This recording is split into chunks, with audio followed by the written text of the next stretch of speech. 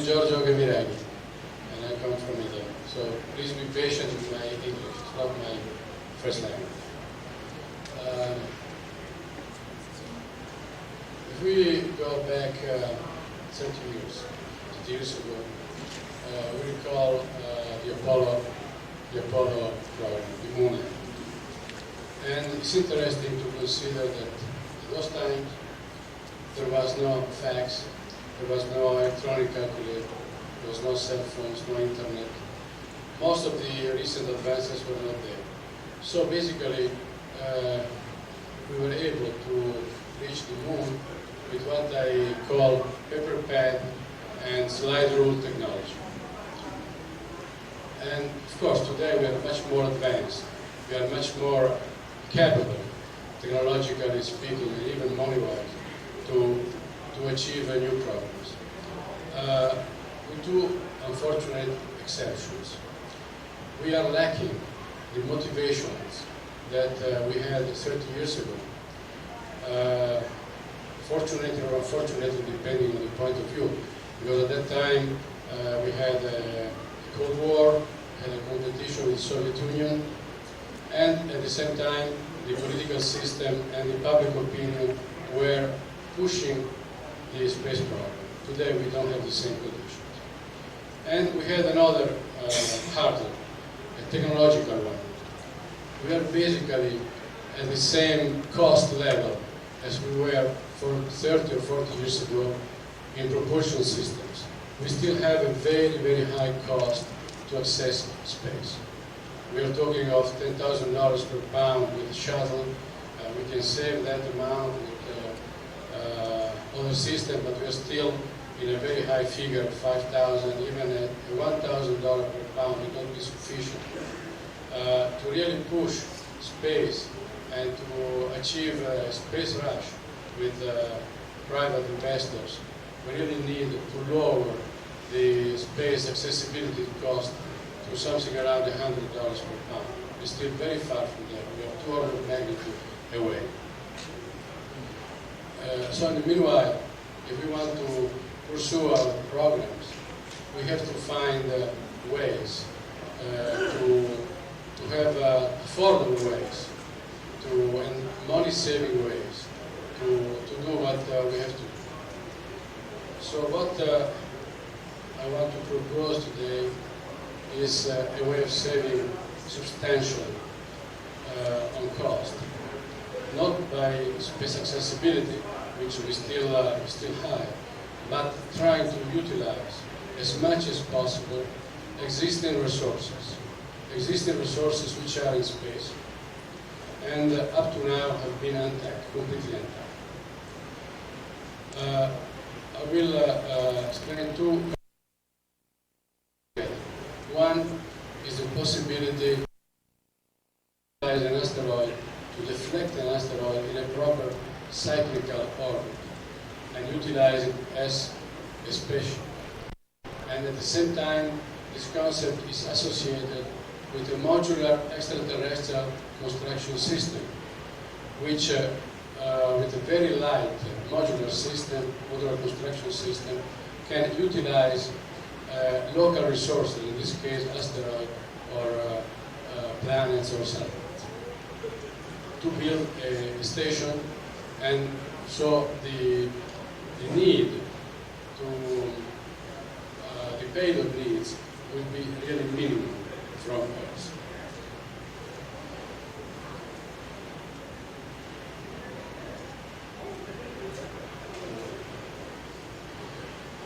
The first activity to be done is to find the right asteroid. We are not talking of big asteroids here, we are talking of small ones.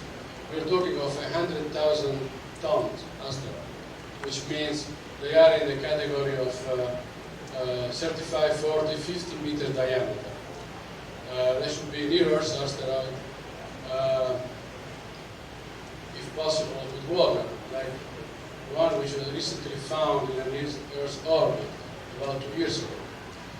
This is the one which was found, this is the whale on the side, just give you an idea of the dimension. So we are talking of small asteroids, and the weight is similar to a liner, to a transatlantic ocean line, 100,000 tons. So it's not, we're not talking of very, very big asteroids.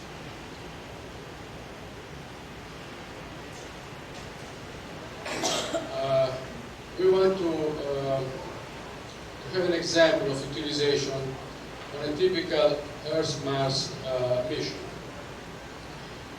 What we can do is utilize the asteroid for a Earth-Mars transportation system by deflecting it in a cyclical Earth-Mars orbit, which will take around 2.5 to 0.7 years to go to complete the cycle. This is very similar to the concept explained by Buzz Aldrin, with the difference that instead of a man-made spacecraft, we will utilize an existing asteroid as the cyclical spacecraft.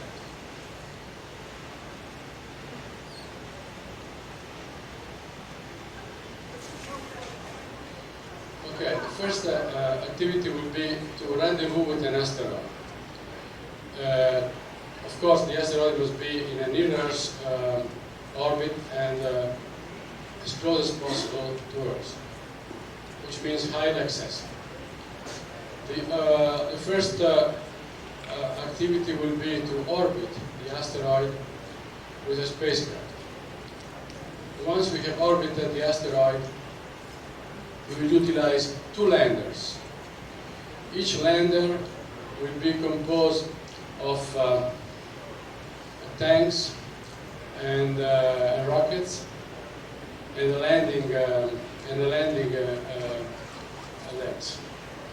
On each lander there will be a rocket with adequate thrust, and the rocket will be can rotate on its axis.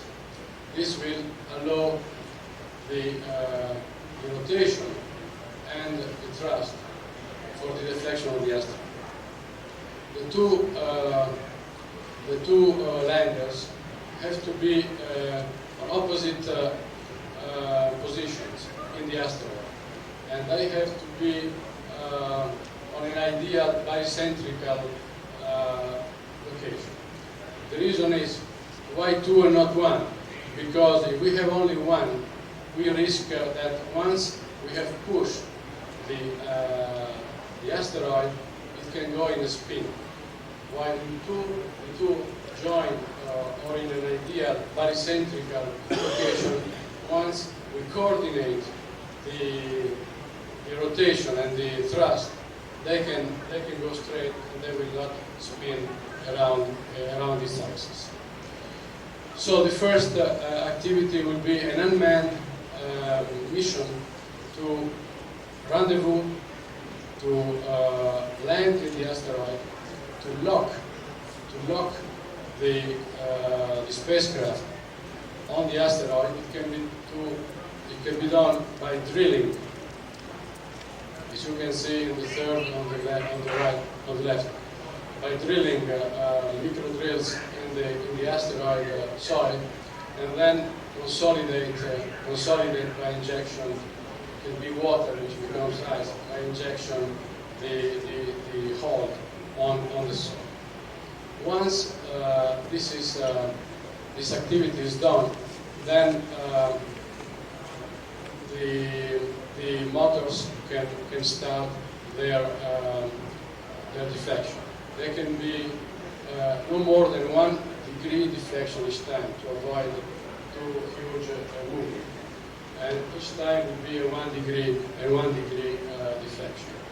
Of course, we have to ensure that there is enough fuel for the deflection activity. So the recommended solution will be to have a chemical fuel production activity, which will be part of the spacecraft. So we can produce the necessary fuel with utilizing the asteroid resources. And this is the whole concept. To utilize as much as possible the asteroid resources.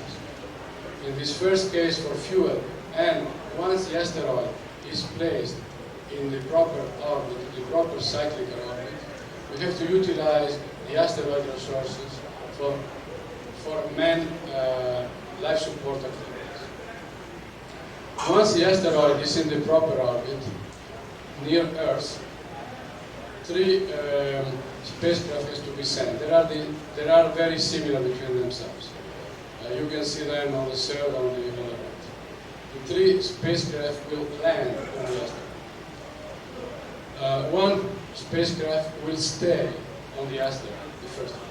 The second one will stay on the asteroid, and then once it's close to Mars, it will leave the asteroid and will land on Deimos, which is Mars' moon. And the third one will land on Mars, near at the selected Martian landing site. During the trip from the Earth's orbit to Mars' orbit, utilizing local resources, the crew will build a station, and that station will become the permanent spacecraft on the asteroid.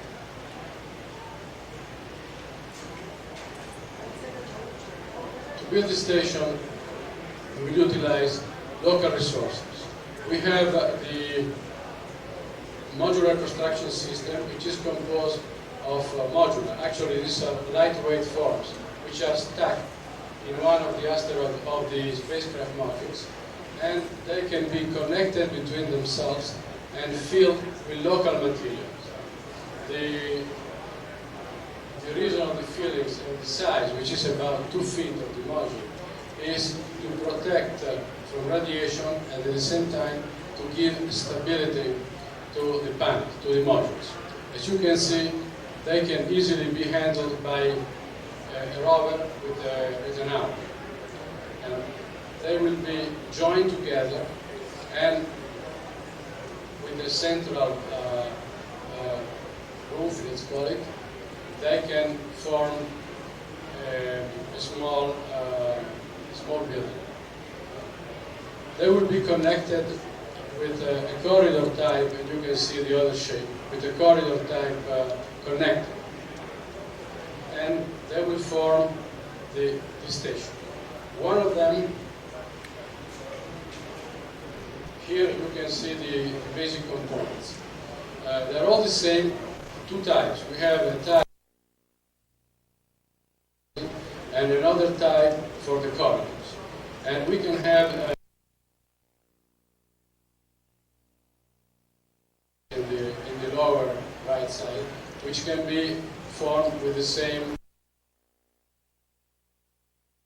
This will be filled with local material. It could be rock, could be sand, on place.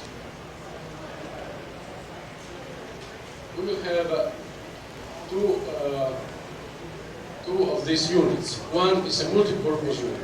In this unit, we have the crew facilities. Bedroom, a room for each, 4 bedrooms. We have a fitness facility, and we have a bathroom. Plus, we have food processing units, and we have a command center. You can see it in the drawing. We can even have a very, very small garden in the middle. A second unit, here you see it in a section. A second unit is a vehicle shelter unit, which will be actually the garage for the rover. It will have also labs for to test the materials which are taken from the asteroid. And it has an exit, the airlock, on the right side. We will have 2 more. Here we see it in section. You can see on the right the airlock with a filter, and in the center the garage facility for the rover.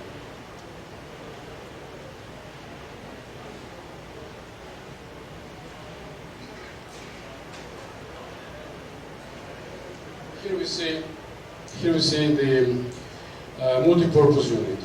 You can see in the foreground the controls, the consoles, and the food processing and the small cafeteria, and the single rooms plus the fitness facility and the bathroom.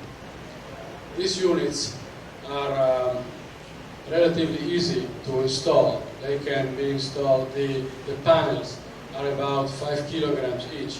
So you have a module which is composed of 2 5-kilogram panels, then it's filled with local materials to give stability, to give weight, and to protect from radiation. This can be filled in place, so you don't have to move a very heavy components. This is because you don't have heavy equipment on the spacecraft, so you have to rely on very light construction equipment. So with only 5 to 10 kilograms of weight, it's very easy to carry. The other, here, we have 2 more components, and they can be inflatable. The 2 other components you can see in the back of this drawing are for food production. One is for vegetable production, and another one is for animal breeding. We are talking here of rabbits, we're talking of chicken, we're talking of fishes. And in the other side we have the vegetable production. So this this station can be a self-sufficient station, and it can guarantee all the functions of a base in the asteroid itself.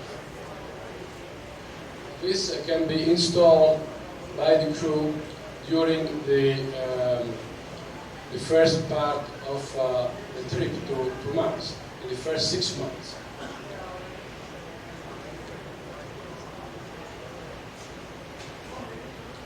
Here we can see again the station. You can see on the right side the multi-purpose functional unit, and in the upper side the garage unit with the airlock. And in the lower part we have the food production facilities. Now, this same concept can work once we are near Mars. One of these units could be built on Deimos, while the unmanned Mars unit can start producing on Mars the life support materials and components and fuel for the return trip. Once we have the guarantee that on Mars the life support equipment is functioning and there is fuel for a return mission, the crew could land on Mars from Deimos. And on Mars they will build a similar facility. So we have an asteroid facility like this one, and a similar one on Deimos, and a similar one on Mars. The 3 facilities will basically become the transportation system, a permanent transportation system and a base both in Deimos and in Mars. While after the Deimos and the Mars landing, the asteroid facility already as a spacecraft will return to Earth as a cycler. And on Earth, it can pick up the new crew and start again the mission. The new crew will reach, after 6 months from Earth, will reach again the Mars orbit, where the first crew will rendezvous again with Deimos first and then with the asteroid, while the new crew will take their place on Deimos and then on Mars.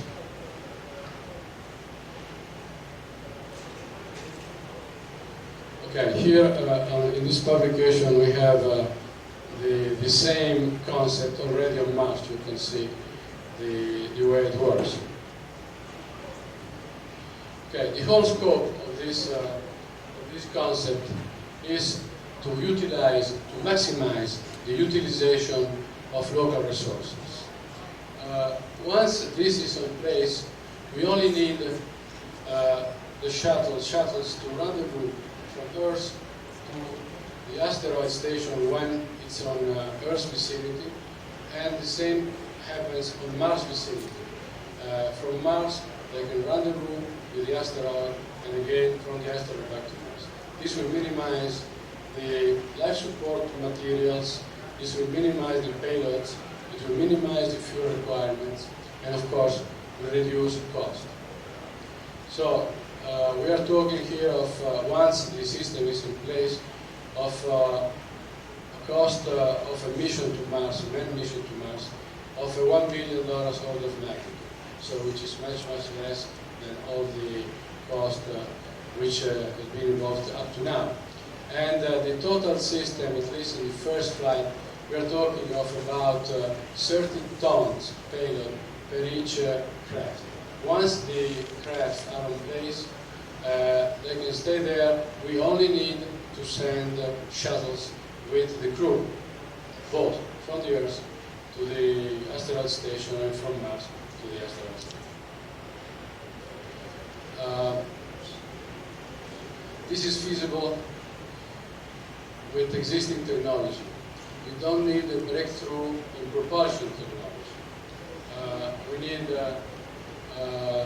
more know-how about asteroids, more missions to asteroids. When this asteroid we're talking about in '98 was discovered by NASA, NASA said that it can easily, since there was water in this asteroid, it can easily support up to 100 people, which means this asteroid concept can really be very, very convenient from both cost and also from the resource availability for a trip to Mars. This concept can be expanded to other missions, not only Mars. We can have an interplanetary transportation system utilizing asteroids. They are there. We only have to utilize them properly. And I think that if we think carefully to this possibility, we can really save money, save time, and reach our goals. Any questions?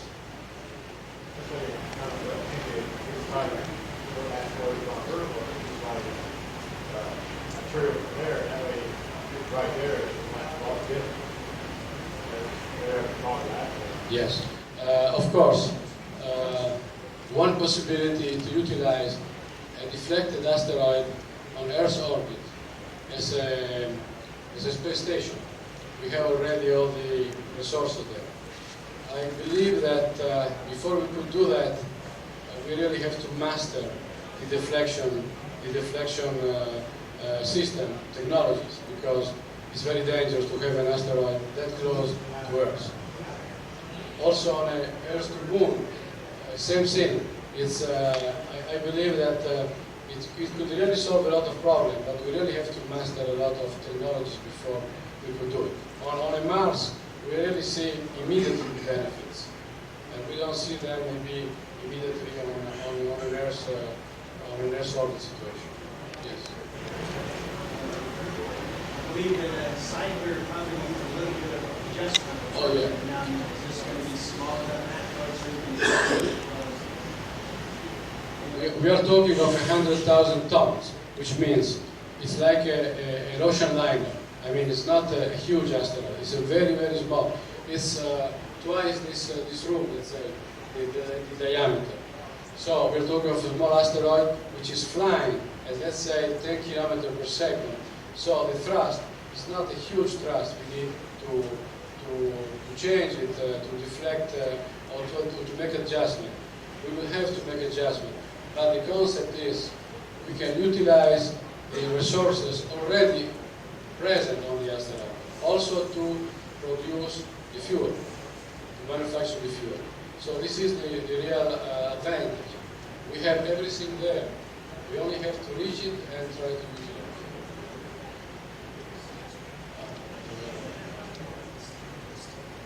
Yes? Is this asteroid a free return trajectory between Earth and Mars continuously? And if so, how are you getting shuttles to it and to the surfaces to the Sorry, I can't hear you. Okay. Is this asteroid station on a free return trajectory between Earth and Mars on a continuous basis? How you reach the asteroid? Well, the same way that the near mission reach asteroid Eros. I mean, it's already a known technology to reach an asteroid and to orbit an asteroid. That Near was Earth's the asteroid. question. My question is, how is the asteroid, once you've nudged it into position and you've built this space, is it on a free return trajectory between Earth and Mars on a continuous basis, or is it being thrusted around to be able to do what you're saying it's going to do? Yeah. Yes, you will have to. That's why we have the engine on the asteroid. They will stay there. The deflection engines, they are still there, and they will have to have periodical adjustments during the cycler orbit, because the cycler is not a fixed orbit. It needs adjustment also to reduce the cycler time and to keep it at about 2.7 years. Yes. Do you have any candidate asteroids in mind? It was discovered about 2 years ago, an asteroid, which is the first slide you could see. I think it was named KY26. It's about 35 meters diameter on a near-Earth orbit. But the big difference with a standard asteroid is that this asteroid has water. Actually, you can think comets have water, but let's stay with asteroid. If we can get another asteroid of this type, this asteroid came about 500,000 miles from Earth, which means quite close, a couple of times the distance of the Moon. So such an asteroid is an ideal candidate for this utilization. Well, I would think that you would want to catalog as many of these as possible. Maybe there are more. I mean, I'm sure there are 1,000 of them. The problem is to find one which comes close to Earth, which will minimize the requirement for the accessibility. No, I don't think so. They will travel as a cycler. They have already, I mean, an asteroid is already traveling, let's say 10 kilometers per second, which is the normal speed. So the point here is to deflect it slowly, 1 degree by 1 degree till you put it in the right orbit. Once you have it in the right orbit, and you can reach it, and then the astronauts can transform it utilizing its resources. And it can go on. Well, that's the. I don't think the secret is to find the asteroid. I think the secret is to find the technology for the asteroid deflection. Yeah. I think that when you're talking about that asteroid is supposed to come close enough to the Earth that in September 2003 that you can see with binoculars. Well, it could be the one, but I don't know how big it is. Maybe it's bigger. It is the same we are talking about? Okay. Okay, so, but I think it's too early maybe. We are not ready for 2003. Yes. Are there any known asteroids that cross both the Earth's orbit and the Mars orbit? Yes, there are some. There are many of them in research. Well, there are the asteroid belt. We're not talking about the asteroid belt. We're talking about near-Earth asteroid. There are many of them. But of course, most of them are much, much bigger than the one we're talking about.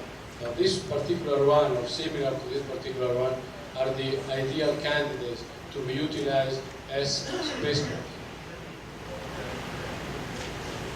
One of these that already crossed both paths, you might not have to deflect the orbit if you just wanted a one-way trip. Well, you could use it as one-way trip, but then you can't, I mean, if you don't deflect it, the asteroid will take you where it goes. I mean, in this case, we need to utilize the asteroid and put it in the orbit we want. And it has to be a cyclical orbit, so it goes back and forth, back and forth, back and forth. Which means at the end that we are getting a free ride, a completely free ride from Earth to Mars and back. So this is why it's so interesting, because you can really save a lot of money, time, and others.